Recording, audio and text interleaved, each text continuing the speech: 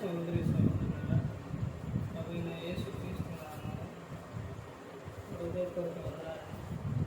ముందుగా ఇంత మంచి సమయాన్ని ఇచ్చిన తండ్రైన దేవునికి ప్రభువైన క్రీస్తు ద్వారా కృతజ్ఞతాస్తుతులు చేస్తున్నాను. వాక్యం చదువుకొని ప్రార్థన చేస్తున్న తర్వాత మనకి వెళ్దాం. మత్తయి గారు రాసిన సువార్త 23వ అధ్యాయం 1వ వచనం.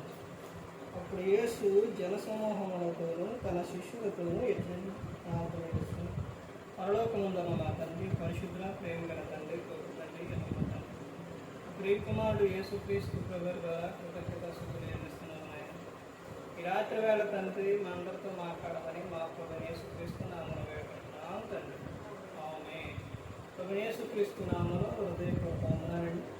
దేవుని కుమారుడు యేసుక్రీస్తు ప్రభువారు లోకానికి వచ్చిన తర్వాత పరలోక రాజ్యం సమీపిస్తుంది కనుక మారు మనసు పొందమని ప్రకటింప మొదలుపెట్టారు. అంశం సేవకుల్లో ఉన్న లక్షణాలు బయటపెట్టిన క్రీస్తు. సేవకుల్లో ఉన్న లక్షణాలను ముందే తెలియపరిచిన క్రీస్తు. ఒక సేవకుడిలోని ఎలాంటి లక్షణాలు ఉంటాయి అని యేసుక్రీస్తు ప్రభువు ముందే చెప్పారు. ఎందుకంటే క్రీస్తుని నమ్ముకున్న సేవకులు క్రీస్తు లక్షణాలు చూపించేవారు తక్కువ. ఈ రోజున ప్రతి ఒక్కరు కూడా ఎలా ఉన్నారు అనంటే ఆ విషయాన్ని ముందే యేసుక్రీస్తు ప్రభువు చెప్పారు. ఈ విధంగా సేవకులు ఉన్నారు కాబట్టే, అంటే ముందే ఆయనకు తెలుసు కాబట్టి ముందే సేవకుల గురించి రాపించారు. ఎలాంటి సేవకులు ఉన్నారంటే ఈ లోకంలోనే ఎలాంటి లక్షణాలు కలిగి ఉన్న సేవకులు ఉన్నారంటే చాలా. మీరు కూడా మీ చుట్టుపక్కల ఉన్న సేవకులను కానీ దగ్గరలో ఉన్న సేవకులను కానీ ప్రతి ఒక్కరిని కూడా చూస్తూనే ఉంటారు. వారి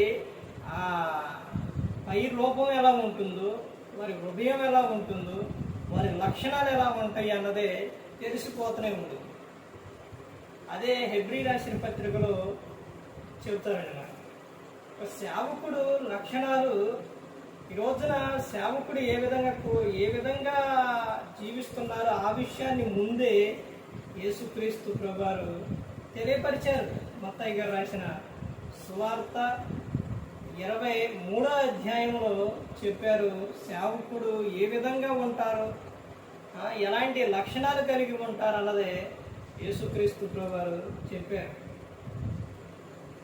యేసుక్రీస్తు ప్రభువారు తర్వాత వచ్చిన శిష్యులు కానీ పౌలు గారు కానీ ఈ రోజున ఉన్న సేవకుల లక్షణాలు మాత్రం వారు లేరు.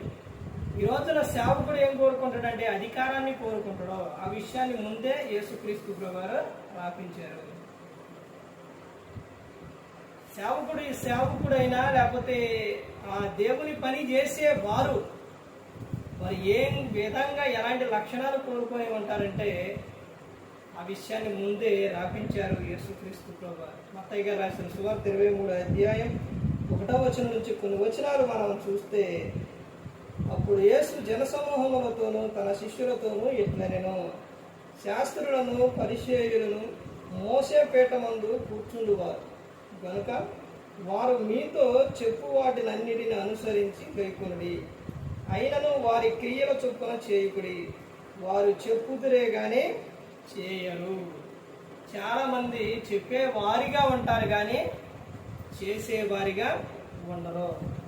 బైబిల్లో ఉన్న మాటలు చాలా విషయాలు చెబుతారు కానీ ఆ విధంగా సేవకుడే ఉండడు. సేవకుడే ఆ విధంగా బ్రతకరు. ఒక వ్యక్తిని దూషించే విధంగా, ఒక వ్యక్తి మీద ఆ విషయం ఇప్పుడే కాదు ఇంకా ముందుకెళ్తే మనకు అర్థమవుతుంది. చూడండి, మోయశక్యము కాని భారమైన బరువులు పెట్టి మనుషుల భుజముల మీద వారు పెట్టుదురే గాని తమ వేరుతోనైనను వాటిని కదిలింపనల్లరు. మనుషులకు కనబడు నిమిత్తం తమ పనులన్నీ చేయుదురు, తమ రక్షరేఖలు వెడల్పుగాను తమ చెంగులు పెద్దవిగాను చేయుదురు. విందులలో అగ్రస్థానములను, సమాజ మందిరములను అగ్రపీఠములను, సంత వీధులలో వందనములను మనుషుల చేత బోధకులని పిలువబడుటయు కోరుదురు. సేవకుడు ఉన్న లక్షణాలని ముందే యేసుక్రీస్తు ప్రభువారు తెలియపరిచారు. ఈరోజు నా కోరుకునేది ఇదే. ఒక సేవకుడు ఎక్కువగా కోరుకునేది ఇదే. ఒక సేవకుడు వాక్యం చెబుతున్నానంటే వినట్లేదు అని అంటే దానికి కారణం ఏంటి? ఆ సేవకుడు లక్షణాలు. ఒక సేవకుడు ఏమంటే కొన్ని రోజుల పాటు, కొన్ని నెలల పాటు ఒక వ్యక్తి సహవాసం చేస్తే అర్థమైపోతుంది. క్రీస్తు వెంటే ఉన్న ఎన్ని సంవత్సరాలంటే శిష్యులు ఉన్నది ఎన్ని సంవత్సరాలు?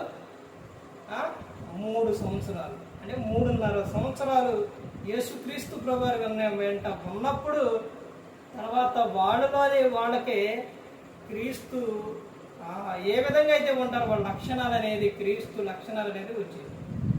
ఒక సేవకుడు గురించి తెలియాలంటే ఆ సేవకుడితో పాటు కొన్ని రోజులు ఉండాలి. చాలా మంది సేవకులు చెబుతున్న విషయం ఏంటంటే, ఇదిగో నాతో పాటు సేవ చేయటం కానీ, నాతో పాటు ఏదైనా చేయాలన్నా కానీ, పని చేయాలన్నా కానీ ఈ రోజున ఉన్న వ్యక్తులు మరి చేయలేకపోతున్నారు అని కొంతమంది సేవకులు చెప్పుకుంటారు. అంటే ఆ సేవకులు దేవుని పనిలో ఎంత ఇదిగా ఉన్నారో ఒక్కసారి ఆలోచించు అని కొంతమంది సేవకులు ఏ విధంగా ఉంటారు ఇక్కడ యేసుక్రీస్తు ప్రభువారు చెబుతున్నారు. తర్వాత ఇంకా చూడండి ఏమని చెబుతున్నారు. మీరైతే బోధకులని పిలువబడవద్దు, ఒక్కడే మీ బోధకుడు, మీరందరూ సహోదరులు. అందరూ ఎవరండి? సహోదరుడు. కానీ ఒక సేవకుడు ఇంకొక వ్యక్తిని సహోదరుడిగా చూస్తారండి. ఆ సహోదరుడుగా భావిస్తారు అసలు. సేవకుడు ఏంటంటే, నేను సేవకుని కదా, నేను దేవుని మాటలు చెబుతున్నాను కదా, నాకేంటిలే అనే ఒక విధానమైన మనిషి ఆ సేవకుడు అనేది ఉంటున్నారు. ఎక్కడైనా కానీ సేవకులు బైబిల్ గ్రంథంలో ఉన్నారు, ఎక్కడైనా హెచ్చించుకున్నారండి. కానీ ఈ రోజున ఎంత విధంగా హెచ్చించుకుంటున్నారంటే అంత విధంగా హెచ్చించుకుంటున్నారు. ఆ తర్వాత ఇంకా ఏమని చెప్తున్నారో చూస్తే, మరియు భూమి మీద ఎవరికైనా తండ్రి అని పేరు పెట్టవద్దు, ఒక్కడే మీ తండ్రి, ఆయన పరలోకమందున్నాడు. మరియు మీరు గురువులని పిలువబడవద్దు, క్రీస్తు ఒక్కడే మీ గురువు. మీలో అందరికంటే గొప్పవాడు మీకు పరిచారకుడై ఉండవలెను. తన్ను తాను హెచ్చించుకుని వాడు తగ్గింపబడును, తన్ను తాను తగ్గించుకుని వాడు హెచ్చింపబడును అని చెప్తున్నాడు. ఈ రోజున ఈ విషయం ఇక్కడ చెప్తున్న విషయం చూడండి. మీలో అందరికంటే గొప్పవాడు మీకు పరిచారకుడై ఉండవలెను. మీలో అందరికన్నా గొప్పవాడు యేసుక్రీస్తు ప్రభువారు, అందరికన్నా గొప్పవాడు యేసుక్రీస్తు ప్రభువారు. మరి ఈ లోకానికి వచ్చి శిష్యులు పాదాలు కడిగారు, ఎంతో తగ్గించుకున్నారు. మరి ఆయన అంత తగ్గించుకున్నారు కాబట్టి ఆ కింద విషయం చెప్తున్న విషయంలో యేసుక్రీస్తు ప్రభువారు ఎంతైతే తగ్గించుకున్నారో అంత ఆయన హెచ్చింపబడ్డారు. పిలుపులు రాసిన పత్రిక 2వ అధ్యాయంలో అదే కనబడుతుంది. ఆయన ఎంత తగ్గించుకున్నారో అంత హెచ్చింపబడ్డారు యేసుక్రీస్తు ప్రభువారు. ఈ రోజున సేవకుల్లో తగ్గింపు అనేది లేదు. ఒక సేవకుడికి ఒక వాహనం వచ్చినా, లేకపోతే ఒక గృహం ఉన్నా, లేకపోతే ఒక అధికారం ఉన్నా, ఒక సంఘం పెరిగినా సేవకుడు మరొక వ్యక్తిని పట్టించుకునే విధానం అనేది లేదు. బైబిల్ గ్రంథం చెబుతున్న విషయం ఈ రోజున సేవకులు ఏం చేశారంటే వాటిని మర్చిపోవటం కాదు, వాటిని వదిలేసేస్తున్నారు. ఏంటి ఆ విషయం అని అంటే, బైబిల్ గ్రంథం చెబుతున్న విషయం ప్రతి ఒక్కరిని కూడా యేసుక్రీస్తు ప్రభువారు ఏం చేయమన్నారంటే, సర్వలోకానికి వెళ్ళి సర్వ సృష్టికి సువార్తను ప్రకటించుడి, నమ్మి బాప్తిస్మం పొందినవాడు రక్షింపబడును, నమ్మని వారికి శిక్ష విధింపబడును అని చెప్పారు. మీరు ప్రతి ఒక్కరిని కూడా ఎలా చేయమని చెప్పారు? శిష్యులుగా చేయండి అని చెప్పారు. శిష్యులుగా చేయాలి. తప్పిత ఉందండి బైబిల్ గ్రంథంలో. తప్పిత, ఆమెకి యొక్క పేరు ఏంటంటే ద్వారక. ఆమె ఎలా ఉందో తెలుసంటే శిష్యురాలుగా ఉంది. ఆమె ఎంత తగ్గించుకుందో తెలుసండి. ఆమె దగ్గర ఉన్న చిన్న వస్తువు ఆ వస్తువు ఏంటో తెలుసండి, అది సూది. ఆ సూది ద్వారా బట్టలు కుట్టి ఎంతో మందికి సహాయం చేసింది. ఆమె చనిపోయినప్పుడు అక్కడ ఉన్న వారు కన్నీళ్లు విడిచారు, ఏడ్చారు. ఆ తర్వాత పేతురు గారు ఆ దగ్గరలో ఒప్పే ప్రాంతంలో ఉండటం, తర్వాత ఆయన అక్కడ తీసుకురావటం, తర్వాత వాళ్ళు ఆమె కుట్టి ఇచ్చిన వస్తువులు ఏవైతే ఉంటాయో అవి ఆయనకు చూపించి వాడు ఏడ్చారనమాట. తర్వాత పేతురు గారు ఆమెనే బ్రతికించారు. ఒక చిన్న మన దగ్గర ఏదైనా ఒక వస్తువు ఉందంటే, ఏదైనా ఉందంటే ఒకరికి సహాయం చేసేవారిగా ఉండాలి. ప్రతి ఒక్కరిని ఎలా చేయమన్నారంటే యేసుక్రీస్తు ప్రభువు శిష్యులుగా చేయమన్నారు. కానీ ఈ రోజున సంఘంలో ఉన్న వ్యక్తులనే రకరకాలుగా చూసే సేవకులు ఉన్నారు. ఒక వ్యక్తి దేవునికి ఇంత కానుక ఇస్తుండో అని ఎవరికి తెలుస్తుంది అంటే అది సేవకుడికే తెలుస్తుంది.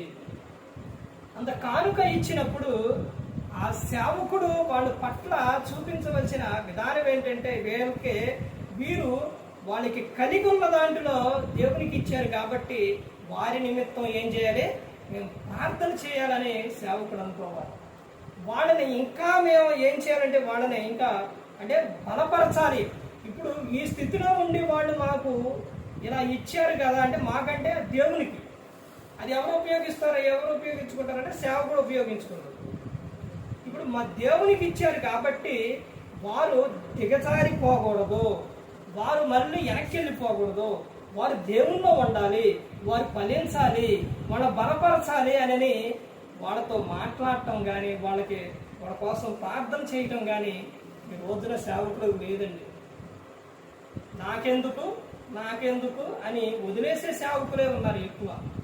ఆదివారం వెళ్ళినవా, కూడికలు పెట్టినవా, వచ్చినయా, మా పని అయిపోయిందా, వెళ్ళిపోయినమా, ఇకంతే. అంతేగాని ఈ రోజున వారి కోసం ప్రార్థన చేసే వారిగా లేరు. ఇక్కడ యేసుక్రీస్తు ప్రభువారు చెప్తున్న విషయం చూడండి. ఆయన చెప్పారు, అదే విధంగా ఆయన చేశారు, అదే విధంగా ఆయన ఎలా అయితే ఆయన ఉన్నారో ఆ తర్వాత ఆయన అదే విధంగా హెచ్చింపబడ్డారు. సేవకుల గురించి ముందే యేసుక్రీస్తు ప్రభువారు చెప్పారు. ఇదిగో నాయన, మీరు ఎక్కడికి వెళ్ళాలి, వెళుతూ ఎలా ప్రకటించాలి, వెళ్ళిన తర్వాత ఎలా ఉండాలని యేసుక్రీస్తు ప్రభువారు శిష్యులను పంపుతూ వారికి చెప్పిన విషయం మత్తయి గారు రాసిన సువార్త 10వ అధ్యాయంలో మనకు కనబడుతుంది. నిజంగా ప్రతి ఒక్కటి కూడా గ్రంథం చదివితే మనకు ప్రతి ఒక్కటి కూడా అర్థమవుతుంది. రోజున ప్రతి ఒక్కరు కూడా తెలుసుకోవాలి, ఏ సేవకుడిని విమర్శించాలని, లేకపోతే విశ్వాసిని విమర్శించాలని, ఎవరిని విమర్శించాలని కాదండి. ఎందుకంటే ఈ లోకమే భయంకరమైన లోకం. ఈ లోకం ఇది దుష్టిని చేతిలో ఉంది కాబట్టి ప్రతి ఒక్కరి కోసం ప్రార్థన చేస్తూ ప్రేమ కలిగి ఈ లోకంలో ఉండాలి. ఒక సేవకుడు నోటిలో నుంచి ఏమి రావాలంటే కృతజ్ఞత వచనం. అంటే ఒక సేవకుడు ఆశీర్వాదకరంగా ఆశీర్వదించాలి, కానీ శపించే సేవకుడుగా ఉన్నారు అని అంటే అసలు ఆయన దేవుని సేవకుడు మరి ఎలాంటి లక్షణాలు కలిగి ఉన్నారో ఒకసారి ఆలోచించండి. గద్దించాలి కానీ హెచ్చరించాలి కానీ ఎప్పుడూ కూడా శపించకూడదని బైబిల్ చెప్తున్న విషయం అది. సేవకుడు ఏదన్నా చెప్పిందంటే అది జరుగుతుంది కాబట్టి, అంటే దేవుని పని చేస్తుంది కాబట్టి, దేవుని దాసుడుగా దేవుని శిష్యుడిగా ఉన్నాడు కాబట్టి ఆ సేవకుడు ఎలాంటి మాటలు మాట్లాడాలంటే ఒక వ్యక్తిని బలపరిచే విధంగా ఉండాలి. ఎవరు నశించి నరకానికి వెళ్ళిపోకూడదు. యేసుక్రీస్తు ప్రభువు ఈ లోకానికి వచ్చి మనందరి కోసం సుఖులో తన ప్రాణాలు పెట్టారు. ప్రతి ఒక్కరు కూడా దేవుని యందు భయభక్తులు కలిగి పరిశుద్ధాత్మ మాట ఏంటి హృదయ శుద్ధిని కాపాడుకుంటూ క్రీస్తుని పోలి నడుచుకున్నప్పుడు ఈ లోకం విడిచినప్పుడు పరలోకానికి చేరుకుంటాం. మరి ఈ విధంగా నిలబెట్టి మాట్లాడించిన తండ్రి దేవునికి కృతజ్ఞత చెల్లిస్తూ ఇంతవరకు శ్రద్ధగా ఉన్న మీకు ప్రభు పేట నా హృదయపూర్వకంగా చెల్లిస్తూ ఈ మాట నమస్కారం. అందరికీ వందనాలండి. తనలో వంచండి, ప్రార్థన చేస్తుంది. పరలోక మందన్నమాట పరిశుద్ధ ప్రేమ గల తండ్రి, గొప్ప తండ్రి, ఈ ప్రియకుమారుడు యేసుక్రీస్తు ప్రభువారి ద్వారా కృతజ్ఞతాస్తుతులు చెల్లిస్తున్నారు.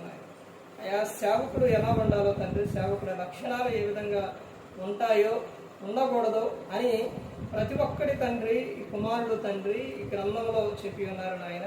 ఆ మాటలే కొన్ని మాటలు తండ్రి మేము నేర్చుకొని ఉన్నాము నాయన. గొప్ప దేవ, ఆయా సేవ చేసిన అపోస్తలైన పౌలు గారు ఆయన ప్రకటించిన తర్వాత నేనే భ్రష్టుడినైపోదునేమో అని ఎంతైతే నలగొట్టుకుని ఉన్నారో, ఎంతైతే తగ్గించుకొని ఉన్నారో తండ్రి, ఈ లోకంలో సేవ చేస్తున్న ప్రతి ఒక్కరూ తండ్రి అదేవిధంగా తండ్రి లోకంలో తగ్గించుకొని ఈ కుమారుని పోలి నడుచుకునే భాగ్యం దయచేయండి నాయన. గొప్ప దేవ, మాటలు మంచిగా ఉండే భాగ్యం దయచేయండి నాయన. ఎవరినైనా తండ్రి మాటల ద్వారా తండ్రి శపించి ఉన్నా లేకపోతే బాధ పెట్టి ఉన్నా తండ్రి వాళ్ళందరినీ క్షమించండి నాయన. వాళ్ళందరూ పరిశుద్ధపరచండి నాయన. కృపాకాంతుర ఇచ్చేయండి నాయన. నిరంతరము తండ్రి అందరికీ ప్రతి ఒక్క విషయంలో తండ్రి మీరే ముందు నడిపించండి. మీ కృపాకాంతుర దయచేస్తారని మా ప్రభు యేసుక్రీస్తు నామమున వేడుకుంటున్నాం తండ్రి. ఆమేన్.